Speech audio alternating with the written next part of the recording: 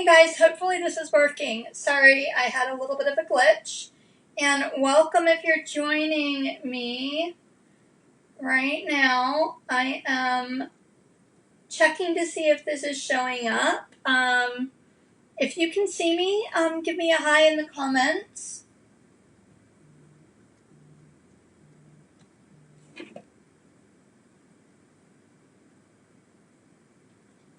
Sorry, I'm trying to see if it's showing up yet.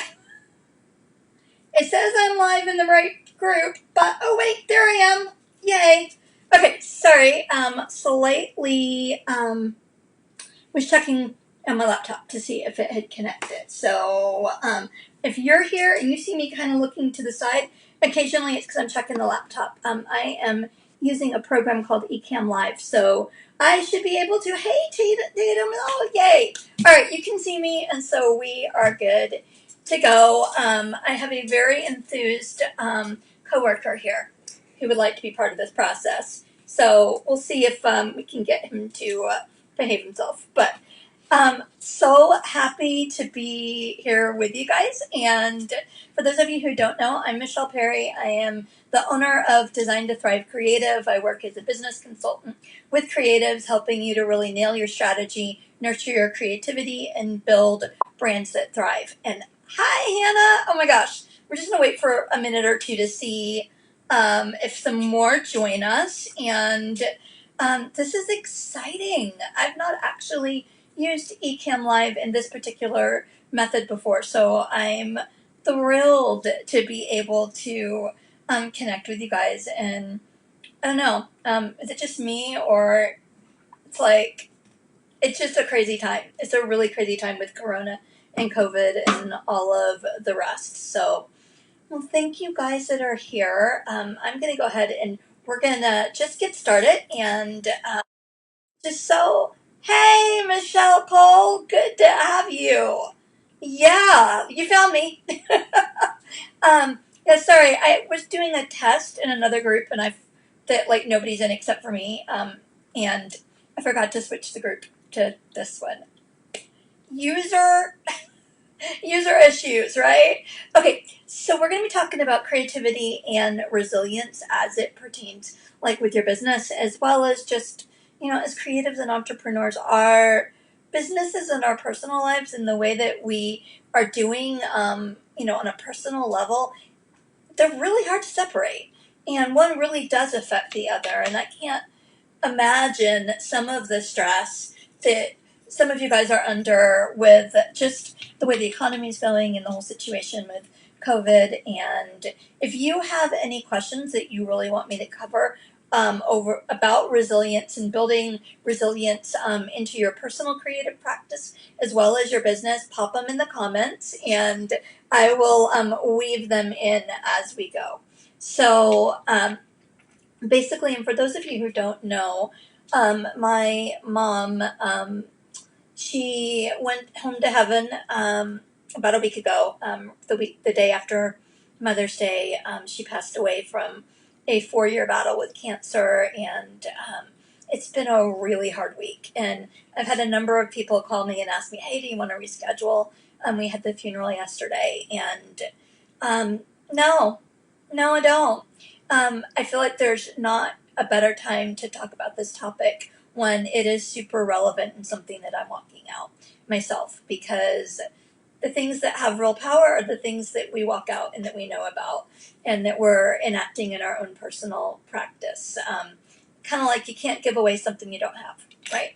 So, super excited that y'all are here. Let's get this party rocking and rolling. I'm going to switch screens and hopefully it will behave itself.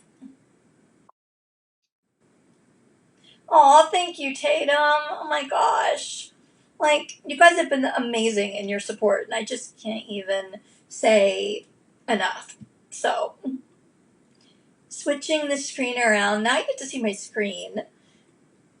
And there we go. And making sure that this translates. That's interesting. It's not flipping my screen in It's not flipping my screen here. And let's see if I can get this to behave itself. It's showing that I have a screen that is. Oh wait, it's just got a delay. There I am. All right. Sorry, we're just trying to. There's a couple of things that I'm not as familiar out with this, but thank you, Michelle. I so appreciate that. All right, now that you've got this, I'm going to keep this simple, and um, instead of trying to give you like flip this fully around, let's get this a little bit bigger, and we'll be good to go. All right. So basically, if you see, that's me like 10 years ago. I lived in South Sudan on the border of Congo for 7 years, and I really started to come into this passion for creativity and for understanding resilience when I was in Africa and I was working with mostly children that had survived war and all sorts of atrocities. And when I saw how incredibly they bounced back after loss and like just things that we would find really hard to fathom, um, it literally like it changed my whole perspective on pretty much on everything. So we basically had to deal with lots of different things. As you can see, we had all sorts of threats of violence and instability. The economy was just an absolute like free fall with like hyperinflation, which basically means you could have like $1,000 and they'd be worth like $10, and there was no way to make more. So it just was everything was upside down and inside out in really hard ways. And sometimes there wasn't food, and sometimes were not medical supplies. There weren't doctors. We had outbreaks of cholera, typhoid. I had malaria 18 times in 6 years. So we had a lot to deal with. And one of the things that I found just to be an absolute, like it was a game changer for me. Oh, okay. Now it decides to behave itself. All right, now we're really partying. Sorry, guys. Here we go. Wanted to be able to show you the animations on here so you're not overwhelmed with text. So there was a lot to deal with, and at that point, my world was, I lived basically like my creative studio. Instead of having a room and a spare room, I had a spare cosmetic bag of different like just small little paint like watercolor tools and a couple of pencils. And so creative practice doesn't necessarily mean you have to have like the perfectly equipped space. It's all about using what we have every day around us. And so basically how this all translated from a war zone to a boardroom being, it's like, guys, I'm sure you've seen the memes that, if you see me talking to myself, it's okay, I own my own business, we're having a business meeting. And one thing that I didn't account on when I became a full-time creative entrepreneur was that there was so much to juggle. Let me know if any of you guys are feeling this, especially with the whole COVID situation that's going on right now. I know many of us, we have families. Up until my mom passed last week, I was also a full-time caregiver. You may have kids, you may have other people that are really needing your attention, and plus all of just to trying to figure out the economic juggling of things. So, all the pressure, but there was freedom, but there was joy, but there was like, oh my gosh, what if it never happens and this thing I put out there doesn't work? And oh, by the way, I just got lost into a Pinterest wormhole. But the things that like literally they came to a point where it got mixed into this reality where like my creativity and the way that I was creative had to change, especially on demand. I got so busy kind of running my business that I forgot to nurture my creativity. And when you own your own business, you don't get it, and you're especially working in a creative atmosphere, and in a creative economy, kind of regardless of how you express that, it is it's a dance. And homeschool with high school kids. Oh my goodness, Michelle, that's crazy town. My goodness, and it's like I had to figure out a new normal.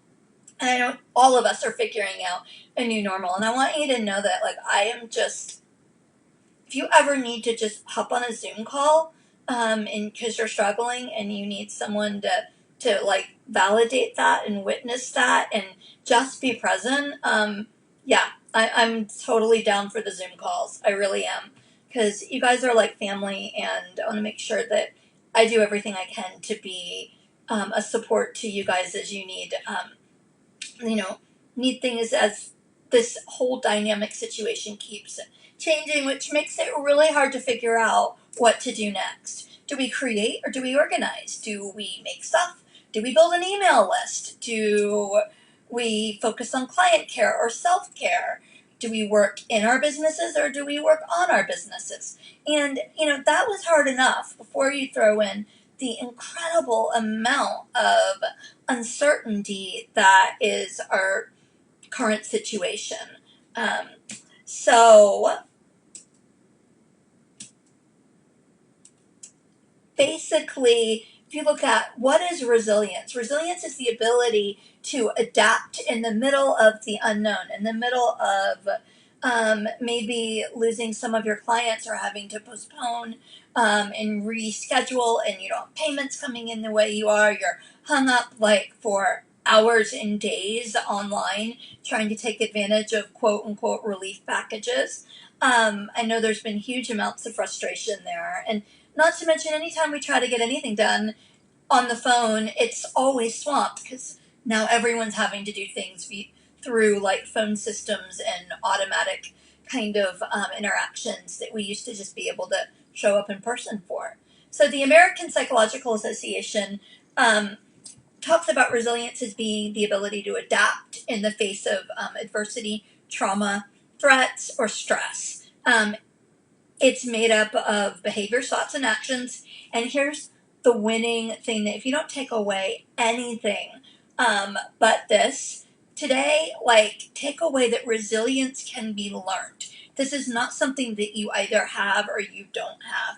It can be learned and it can be developed in anyone. And so it doesn't matter what your starting point is. It matters that steps that we start taking toward getting where we want to be.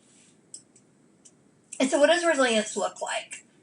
First off, it's a cultivated state. Again, it's not like your eye colors, not like you were born with brown eyes and you wanted blue eyes and there's nothing you can do about it. Contacts not included. Like, we can't physically change our eye color traits. That's a trait. Resilience is not a trait. It is a state. It can be learned. It can be intentionally woven into our routines and our rituals. And I'm going to get to a framework that I developed that helps us do that. I just want to give you a big picture background so you understand what in the world we're talking about.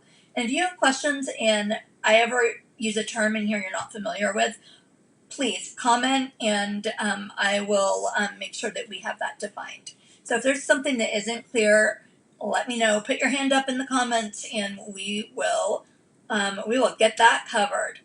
So one of the biggest predictors of having like a positive resilience outcome was a supportive community. And I got to see that in action in Africa. I mean, I saw families that had literally lost everything. Their home had been bombed 12 hours before. They're sitting under a mango tree eating their last rice, and with everything that they own that can be put into a collective bundle and carried on someone's head. And they just lost everything. But yet they would bounce back and they would begin again. And because there was such strength in community. And I learned so much about that on a lot of different levels, personally as well as professionally, and to see the power of community in action. It was one of the biggest things I missed when I came back to the States before I found Rising Tide and you guys. So, high five to Tatum, who literally is the first post I ever saw. And I said yes to do some wedding invitations, and little did I know that it was going to become amazing relationships in community. And so, want to encourage you, plug in, reach out. If you need something, let people know, especially in this kind of a situation where we're not able to see each other as much face to face. So, creative practice.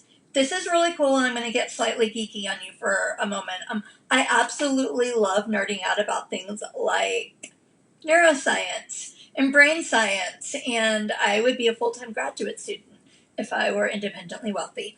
But I love to learn things about the brain, and there was a study that was done in Germany that found that adults, what they did is they took a subsection of, like, they did two different groups of adults, and they measured their brains using a really high powered MRI machine. And so they did a before look at the brain, and then they basically gave one group, and they said, you guys go and just walk around an art museum and observe, like, talk about it, think about it, like just look at the art and be inspired. And then the other group, they said, here's some paint, here's some tools, here's some inspiration, but you make art based on your inspiration. Like, you use that creative practice. And then when they rescanned the brains, they found out, and then they followed them up through, for a period of time, and they found out the group that just, like, looked at art really didn't have that much difference. But those that actually embraced and had a creative practice, their brains changed. So, and it helped them to be more resilient. So, all that to say, we have carte blanche to go, like, raid art supplies in Michael's or from Amazon or however you're getting your supplies these days. So, it's huge.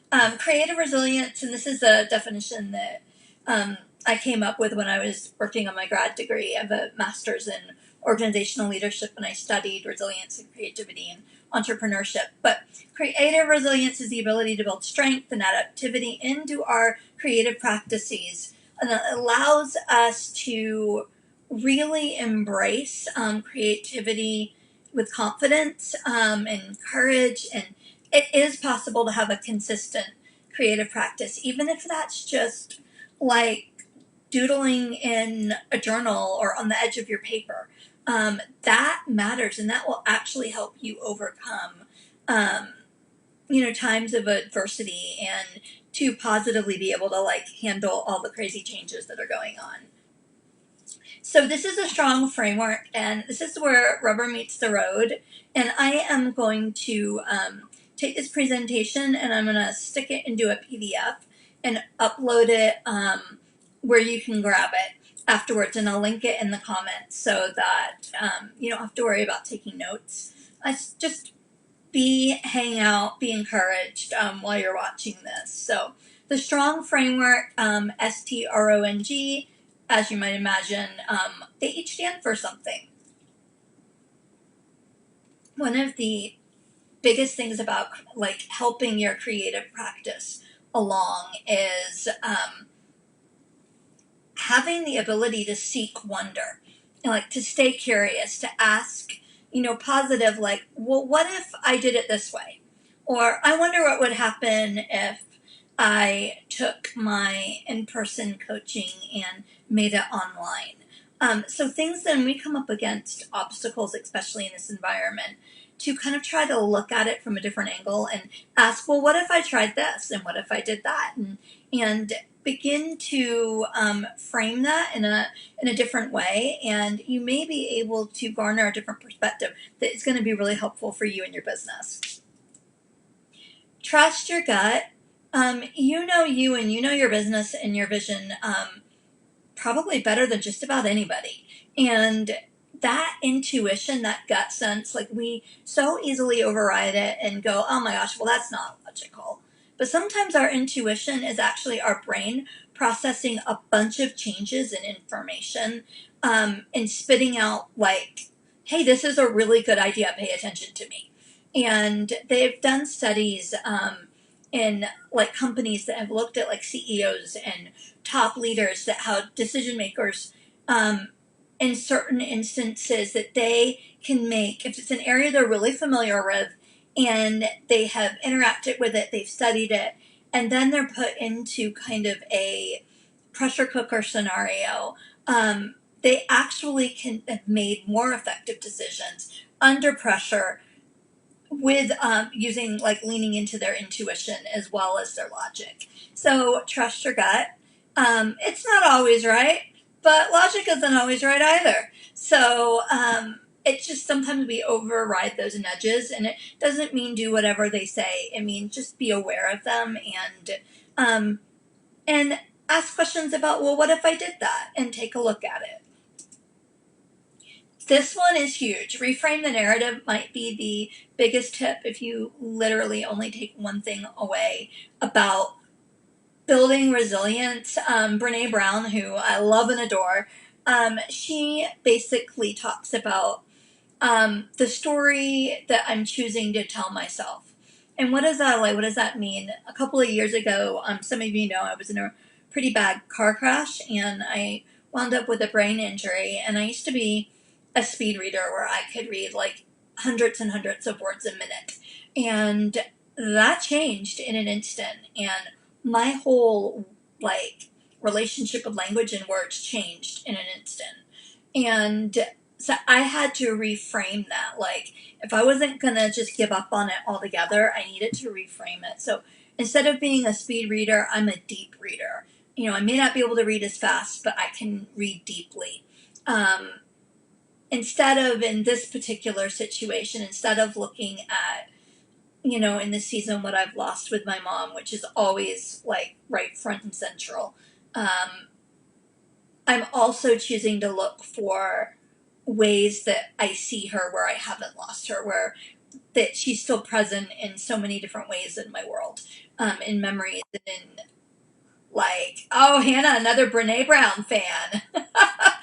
So true. I feel like I'm in free therapy too. I'm like, gosh. Yeah, I'm catching up on her podcast right now. She has a podcast, in case you don't know, like, it's relatively new and phenomenal. But our ability to bounce back is like, comes from our ability to reframe the perspective that we're in. And sometimes it's not once, sometimes it becomes a practice, and we have to remind ourselves. But again, these are all tools that it's not like you have the ability or you don't have the ability. We can practice, and we get better, and it becomes more familiar, and it actually builds stronger pathways in our neuro network in our brains. Overcoming with intention. The best way to overcome a creative block is to take it on before it starts. The thing that helped me in this is I started an inspiration journal. I mean, I've journaled for years and years, but I started a place where I basically just, like, anything that inspires me, I put it there. You could do this on Pinterest, you could do it in Evernote, Trello, you could do it electronically, and I certainly have lots of files there as well. But again, it's the interacting with art making and creative practice. Even if you're not an artist and like painting isn't your thing, or you're not a letterer, or you don't even consider yourself to be that kind of a creative, doodling, picking up some simple watercolors, playing around with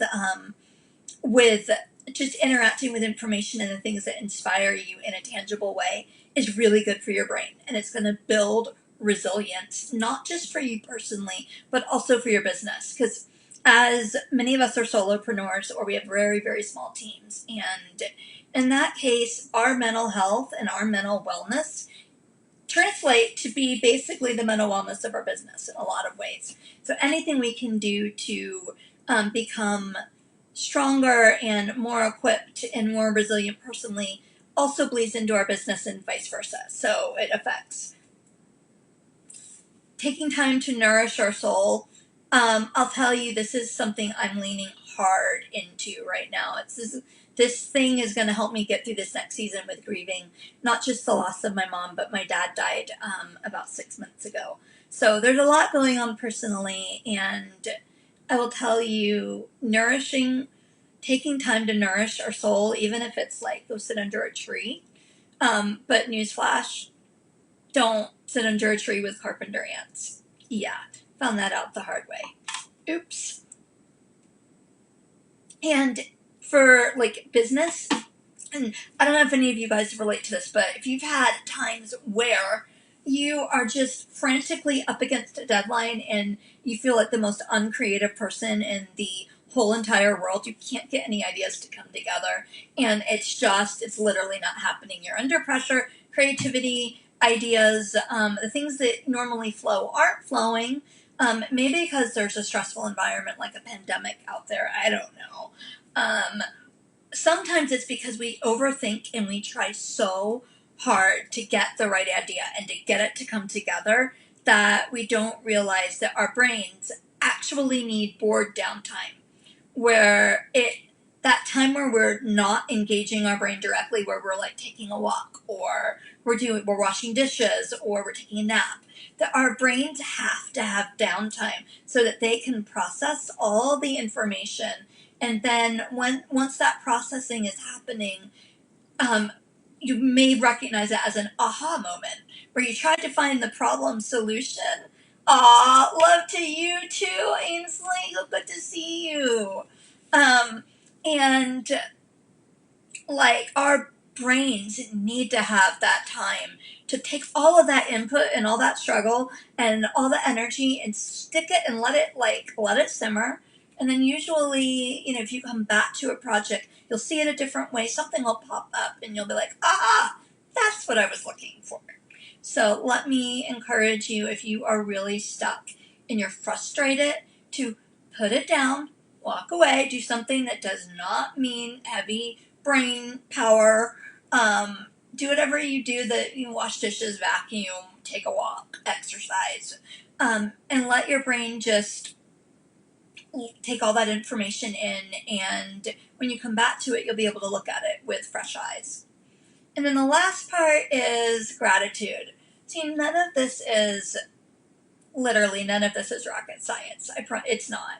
But I think it's really important as a mindset of mental wellness, because resilience is like core to maintaining wellness in really literally and just in life, not just in pandemic world. So, because tough stuff happens. I know so many of us have hard things that we've walked through or we are walking through, and I just want you guys to know you are in no way alone, and yeah. So, and I'm grateful for you. Gratitude is a huge key. It's been shown, like they've done a lot of different research on gratitude actually, and it changes your body's chemistry in the sense that it can literally lower your inflammatory markers. And for any of you who might be dealing with like chronic illness or even like allergies, inflammation is often a big part of that. And so I just thought it was amazing to think that choosing to look at things we're grateful for, that doesn't mean, I'm going to really date myself, but if any of you have seen the Disney movie Pollyanna, and it's kind of like positivity for positivity, and I'm all about being positive, but I think we also really have to be real, and holding space in gratitude isn't about just being positive. It's about recognizing where we are and choosing to be real about that, but still find things we can be grateful for. And sometimes it's a real challenge, and sometimes it's something that literally like walking, like I'll be walking outside and be like, I am so grateful that it's not 90 degrees today. I mean, there's always something that we can kind of practice with. It doesn't necessarily mean that we emotionally connect to it initially, but the more we practice, the more it becomes a familiar pathway and a practice in our brains. And it can have amazing, amazing um, ways to be able to reduce stress and to increase mental well-being and strengthen our resilience. Now, I will say, if you want to read more about this, check the guide out that came out with this month from Tuesday.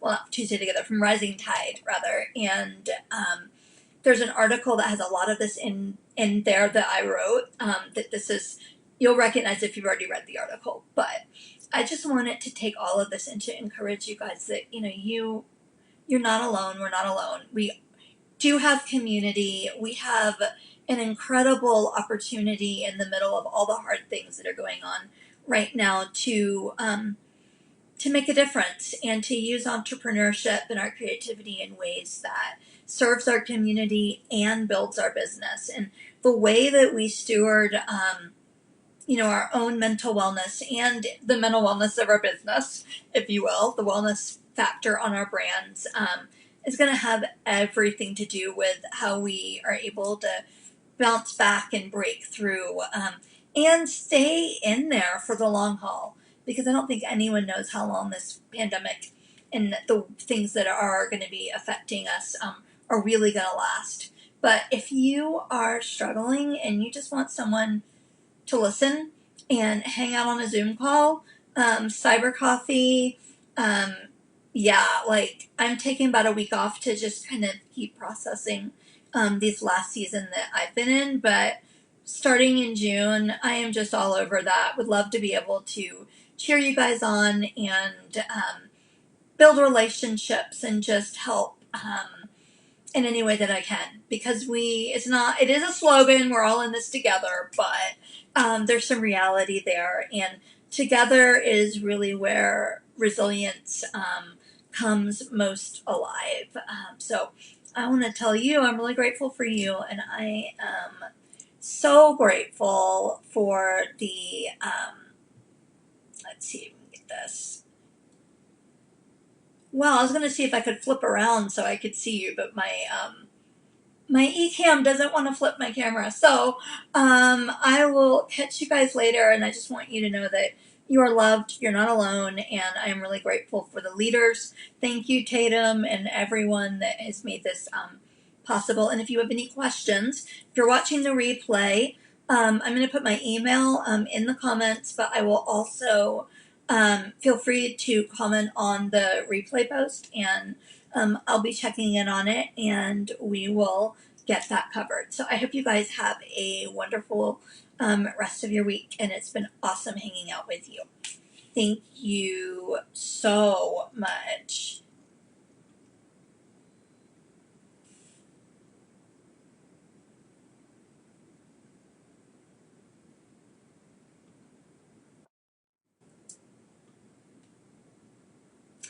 You're welcome, Michelle.